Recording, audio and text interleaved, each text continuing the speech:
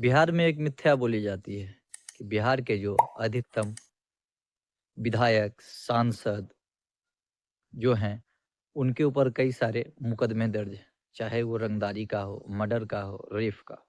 बिहार की जनता कहती है कि जब तक पढ़े-लिखे शिक्षक शिक्षित व्यक्ति और योग्य व्यक्ति जो है सांसद, विधायक नहीं बनेंगे, तब तक हमारी बात कौन करेगा? विद्यार्थी कहते हैं कि जब तक हमारे लेवल के पढ़े-लिखे शिक्षित व्यक्ति नहीं बनेंगे, तो हमारी चर्चा, हमारे दुखों को कैसे समझेंगे?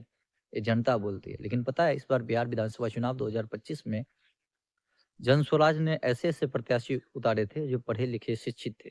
सबसे पहला नाम उसमें आता है डॉक्टर केसी सिन्हा। डॉक्टर केसी सिन्हा वही केसी सिन्हा हैं जिनके मैथमेटिक्स के बुक लगभग विद्यार्थियों ने पढ़ा ही होगा। जो अभी के कॉम्पिटिशन में कर रहे हैं या अभी पढ़ भी रहे हैं, 9th 10th और कॉम्पिटिशन में भी बहुत सारे उनकी किताबें चल रहे हैं।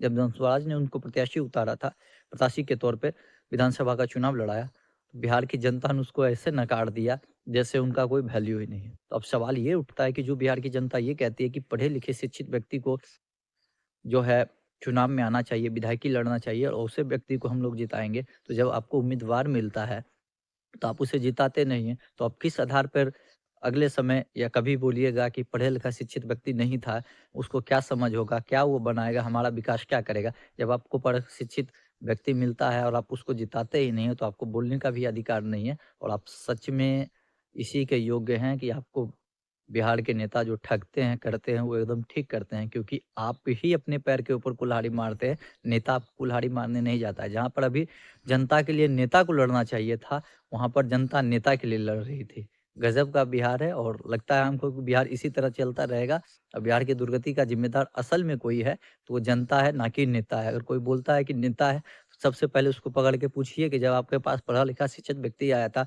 आपके विकास की बात कर रहा था, तब आपने उसको वोट नहीं दिया और अब आप कह रहे हैं कि हमारे साथ अन्याय होता है। बिहार की दुर्गति का मुख्य कारण यहाँ की जनता ही है।